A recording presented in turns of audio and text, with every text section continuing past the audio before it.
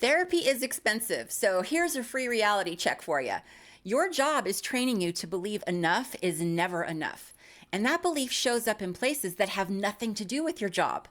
I used to check my email while I was brushing my teeth, right? Refresh, spit, brush, repeat. Turns out Colgate and corporate anxiety go great together. I don't think that I ever worked 40 hours a single week in my entire 30-year corporate career. I worked 40 hours plus the hours I spent worrying about work. We all plodded along like this was just normal, right? We called it being driven. We called it leadership potential. We said it's just how things are at this level. Meanwhile, I was answering emails at dinner like someone was timing my loyalty. God forbid a coworker think I had boundaries. That's how careers end. I was technically home, but mentally I was still on the clock. Here's the lie that we all swallowed whole. If you work hard enough, you will be safe. If you go above and beyond, you will be indispensable. If you are indispensable, you will not be disposable. Now, I followed that rule like it was a law. It's been 2 years since my layoff, and I'm still living like I could be cut at any moment, which is impressive considering there's literally no one left to fire me. Well, I guess the internet can, but still.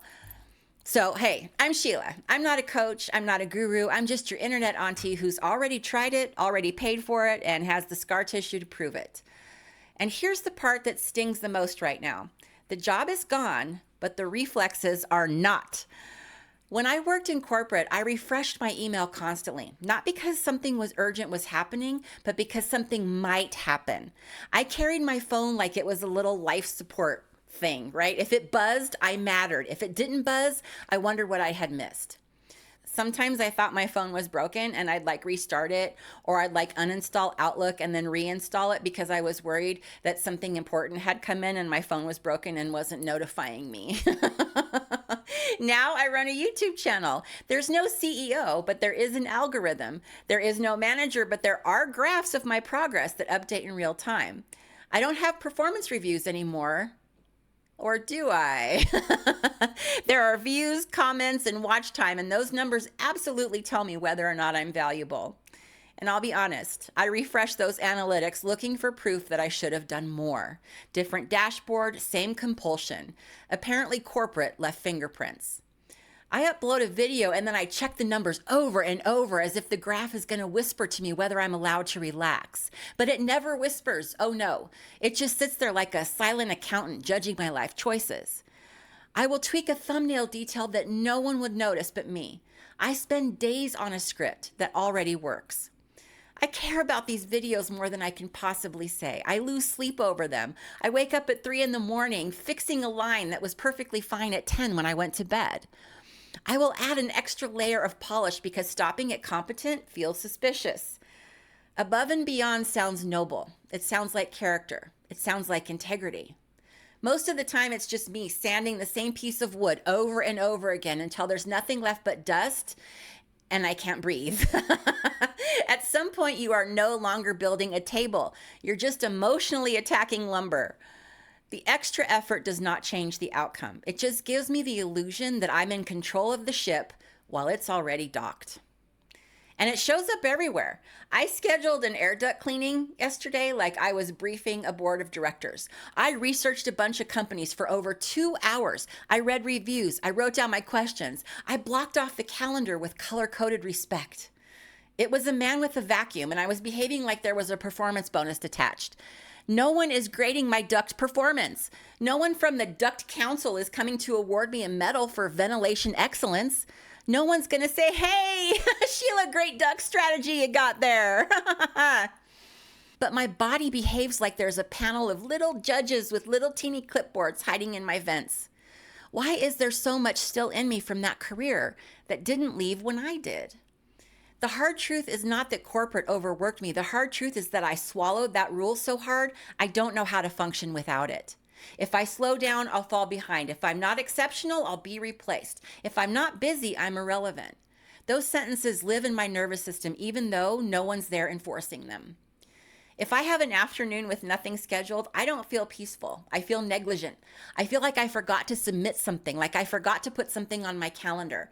I feel like there's an invisible inbox somewhere with my name on it, and it's filling up while I sit there like a freaking delinquent. Corporate urgency gave me clarity. When everything is on fire, you know who you are. You're the one with the hose. You're the one who stays late. You're the one who handles it. That role feels important. It feels solid. It feels like identity. Take that away and you're just standing there with your little hose looking around for a fire that isn't coming. You're useful, which is corporate's favorite flavor of human.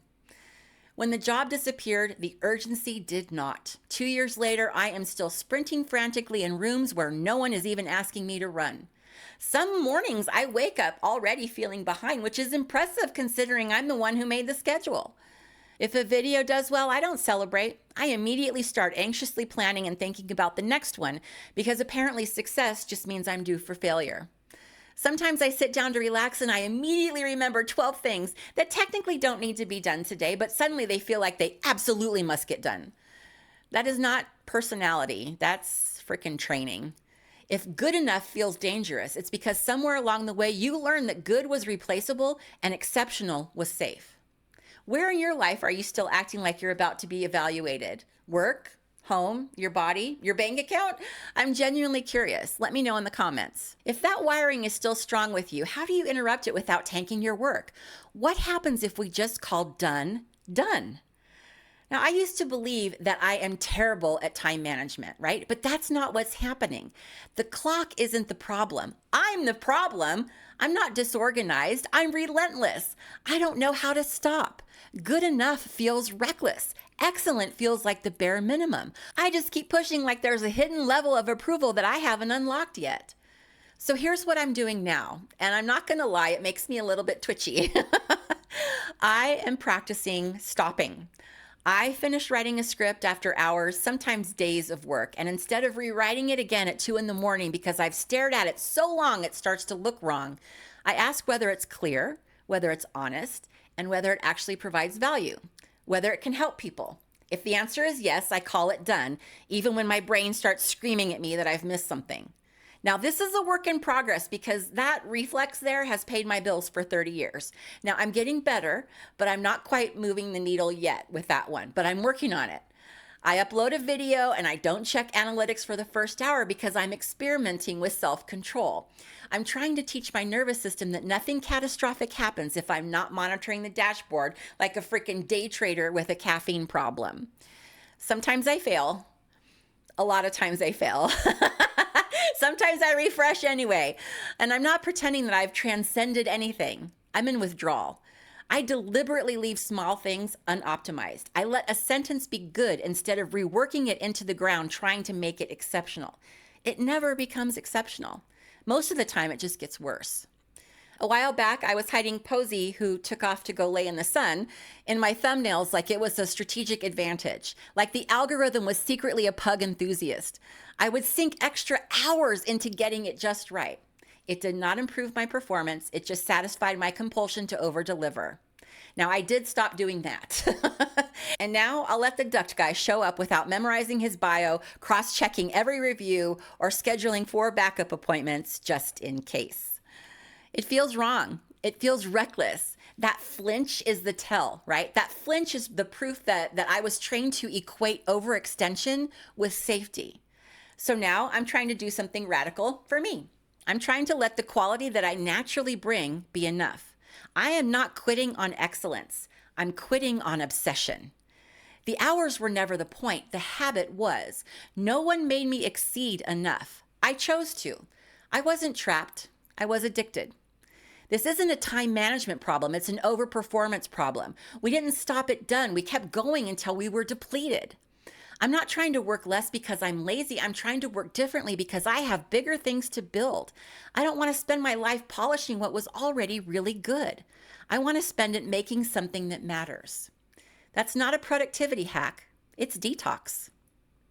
Now, if you're still refreshing dashboards, still polishing things that are already good, still over-preparing for air duct cleaning like there's a performance bonus attached to your duct hygiene, that doesn't mean that you're broken. It just means the conditioning worked exactly as it was designed to. The 40-hour work week was a myth, but the performance habit was real. If you don't interrupt it on purpose, you will spend the rest of your life performing for a supervisor who isn't even in the building anymore. Now, I'm not trying to become less driven. No, far from it. I'm trying to stop confusing exhaustion with virtue and urgency with worth, right? That is the work now. It is slower, quieter, and deeply unimpressive to anyone who measures worth in exhaustion. Now, I already proved that I can exhaust myself. I don't need to win that battle again. But if I'm honest, exhaustion isn't the only badge that I used to wear. I had an urgency badge. I used visible stress. I used the whole show because looking calm made people nervous and looking strained made people trust me. That's why turning this off is not just about time or work or being done. It's about what happens when you stop giving the reaction people have been trained to expect from you and you find out who is relying on it. Let's watch that here.